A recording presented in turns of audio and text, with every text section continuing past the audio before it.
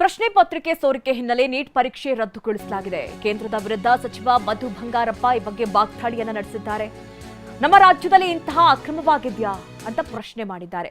ವಿಪಕ್ಷ ನಾಯಕ ಆರ್ ಅಶೋಕ್ ಏನ್ ಹೇಳ್ತಾರೆ ಅಂತ ಪ್ರಶ್ನೆ ಮಾಡಿದ್ದಾರೆ ಮಧು ಬಂಗಾರಪ್ಪ. ಆಯ್ತು, ಅಶೋಕ್ ಅವರಿಗೆ ಇದು ಪ್ರಶ್ನೆ ಕೇಳಿ.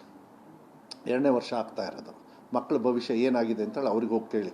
ಹೊಯ್ಕೊಳ್ತಾಳ್ತಾರಲ್ಲ, ಮಾತಾಡ್ತಿದ್ರೆ ಹೊಯ್ಕೊತಾರ್ತಾನೆ ಅವರು. ಈಗ ಅಲ್ಲ, ಒಂದು ನಿಮಿಷ ಹೊಯ್ಕೊಳ್ಳೋಕೆ ಕೇಳಿ. ಈಗ ಆ ಮಕ್ಳಿಗೆ ಕರ್ಕೊಂಬಂದ್ಬಿಟ್ಟು ಉತ್ತರ ಕೊಡೋಕೆ ಕೇಳಿ ಅಶೋಕಿಗೆ.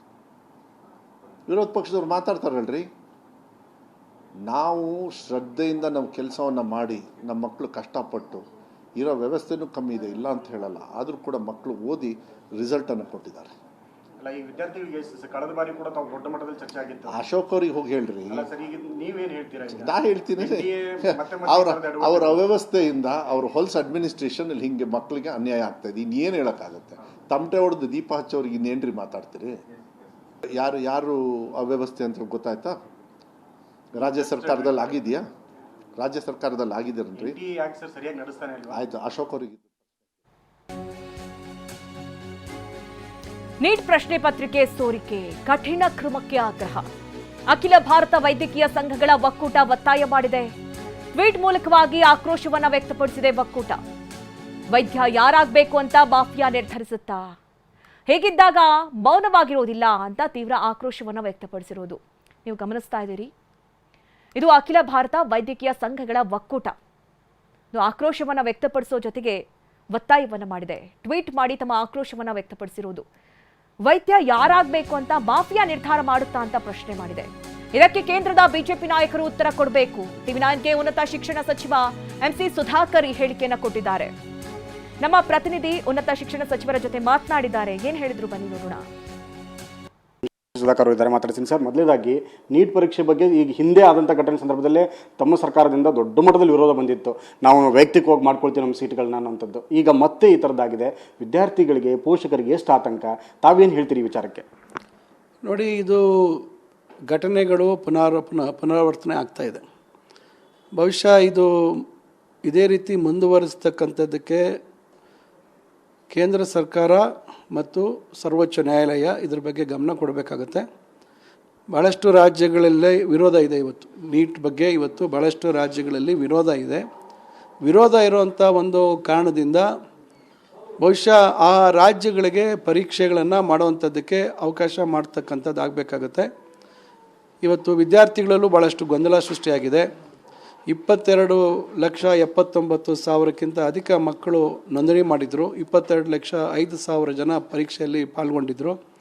ಇಷ್ಟು ದೊಡ್ಡ ಮಟ್ಟದಲ್ಲಿ ಮಕ್ಕಳ ಭವಿಷ್ಯತ್ತಿನ ಜೊತೆ ಚೆಲ್ಲಾಟ ಆಡ್ತಕ್ಕಂಥದ್ದು ನಾವು ಯಾರೂ ಒಪ್ತಕ್ಕಂಥದ್ದಲ್ಲ.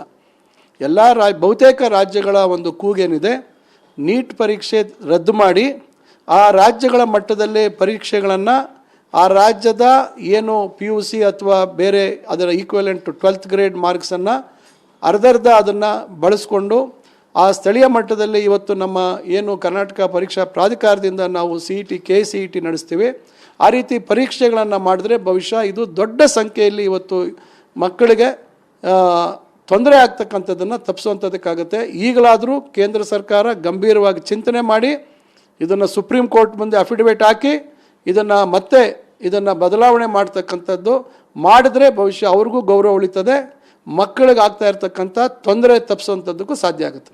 ಇದಿಷ್ಟು ಉನ್ನತ ಶಿಕ್ಷಣ ಸಚಿವರಾಗಿರುವಂಥ ಎಂಸಿ ಸುಧಾಕರ್ ಮಾತುಗಳು. ಕ್ಯಾಮರಾಮನ್ ಜಗನ್ ಜೊತೆ ವಿನಯಕುಮಾರ್ ಕಾಶ್ಮೀರ, ಟಿವಿ9 ಬೆಂಗಳೂರು. ಇನ್ನು ಮೆರಿಟ್ ವಿದ್ಯಾರ್ಥಿಗಳಿಗೆ ಅನ್ಯಾಯವಾಗದಂತೆ ಮರು ಪರೀಕ್ಷೆಯನ್ನು ನಡೆಸಲಾಗುತ್ತೆ. ಇದು ಬೆಂಗಳೂರಿನಲ್ಲಿ ಬಿಜೆಪಿ ಶಾಸಕ ಅಶ್ವಥ್ ನಾರಾಯಣ್ ಅವರ ಹೇಳಿಕೆ. ಮರು ಪರೀಕ್ಷೆಗೆ NTA ಒಳ್ಳೆಯ ನಿರ್ಧಾರವನ್ನು ತೆಗೆದುಕೊಂಡಿದೆ.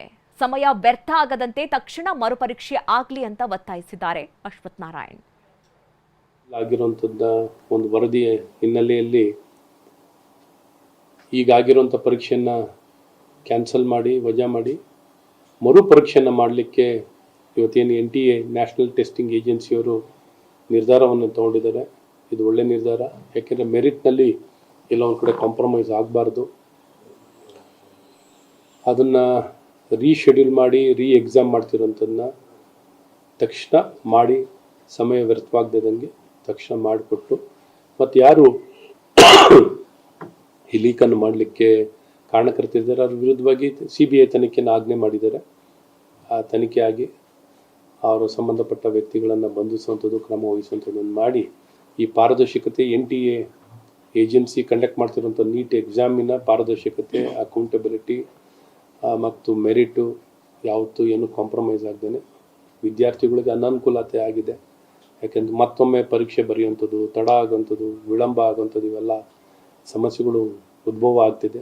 ಆದರೂ ಈ ಪರೀಕ್ಷೆಯ ಇಂಟಿಗ್ರಿಟಿ ಅಥವಾ ಇದರ ಮೆರಿಟನ್ನು ಕಾಪಾಡಲಿಕ್ಕೆ, ಮೆರಿಟ್ ಸ್ಟೂಡೆಂಟ್ಗೆ ಅನ್ಯಾಯ ಆಗದ ರೀತಿಯಲ್ಲಿ